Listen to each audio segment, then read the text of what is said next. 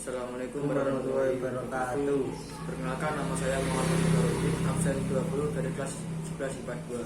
Nama saya Muhammad Abdul Firmansyah, absen 19. Di sini saya dan Abdi menerangkan tentang sejarah kejayaan Islam. 1. Periode klasik. Periode klasik berbagi ke dalam dua fase, yaitu sebagai berikut: A. Ekspansi dan integrasi 650 sampai 1000 Masehi. B. Fase disintegrasi 1000 sampai 1250 Masehi. 2. Periode pertengahan. Periode pertengahan bagi dalam dua fase, yaitu sebagai berikut: fase kemunduran 1750 sampai 1500 Masehi. Hal tersebut disebabkan oleh beberapa faktor. Salah satunya berupa beberapa kerajaan Islam oleh tentara Mongol. B. Fase munculnya ketiga kerajaan besar 1500 sampai 1800 Masehi. 3. Periode modern.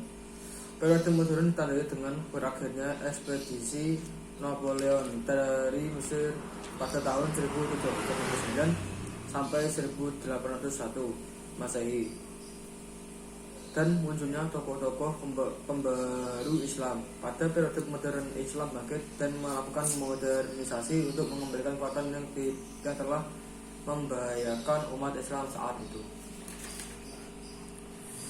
B. Kemajuan umat Islam.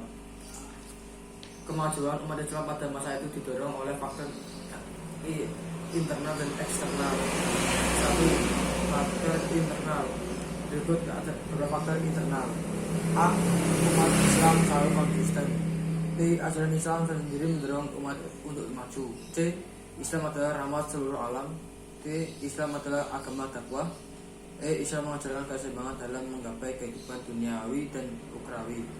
2. Faktor eksternal. Faktor eksternal dibagi dua, yaitu wujudnya asimilasi. B. Kegiatan usaha penerjemah kitab-kitab asing. Pada masa ini kemunculan tokoh-tokoh Islam yang menjadi semangat beristihad dan mengembangkan berbagai ilmu pengetahuan sebagai berikut. Yang pertama adalah ilmu filsafat. Ilmu filsafat merupakan salah satu ilmu yang mengalami perkembangan pada masa Daulah Umayyah dan Daulah Abbasiyah.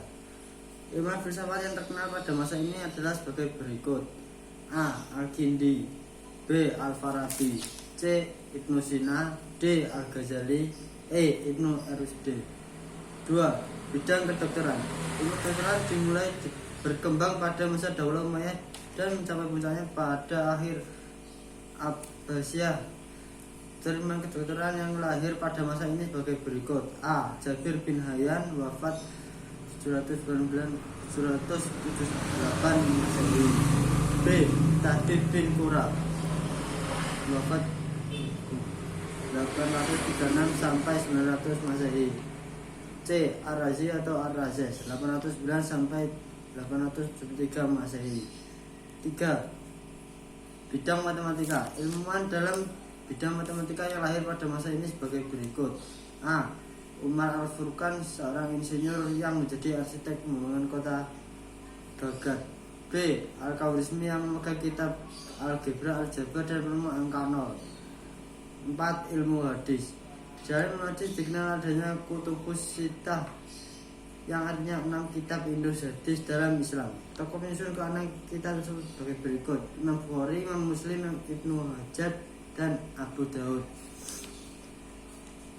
C. Tokoh-tokoh pada masa kejayaan Islam. Pada masa kejayaan Islam muncul tokoh-tokoh ilmuwan dan cendekiawan muslim yang mendorong perkembangan ilmu pengetahuan saat itu. Berikut beberapa tokoh ilmuwan dan cendekiawan muslim pada masa kejayaan Islam. Yang pertama, Ibnu Rushd.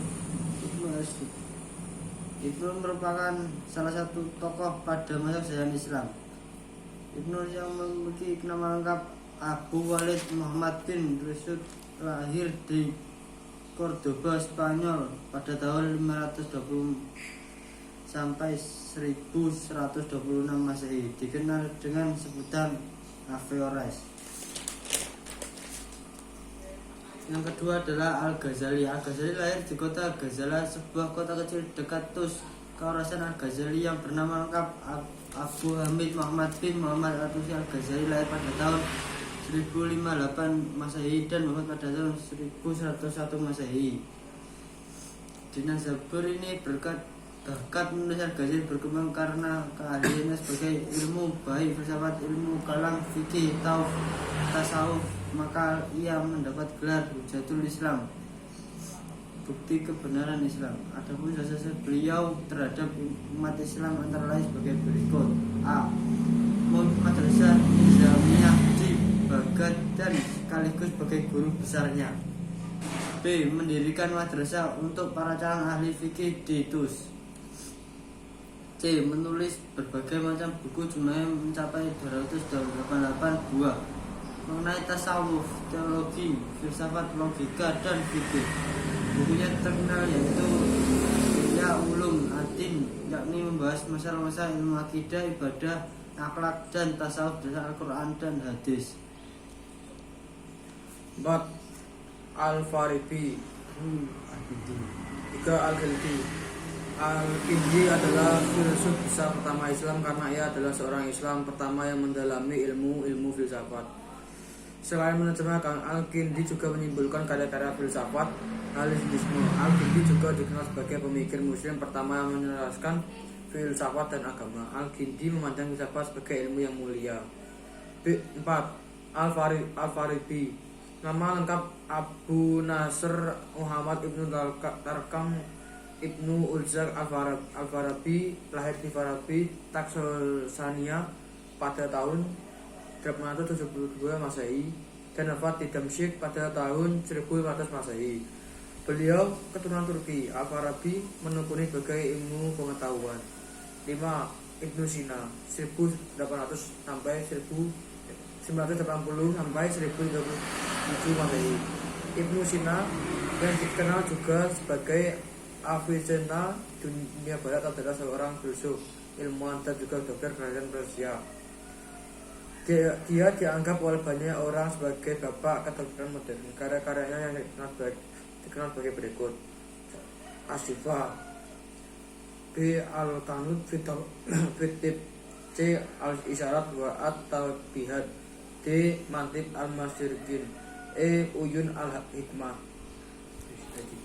Demikianlah dari kami, kurang lebihnya minta maaf. Wassalamualaikum warahmatullahi wabarakatuh.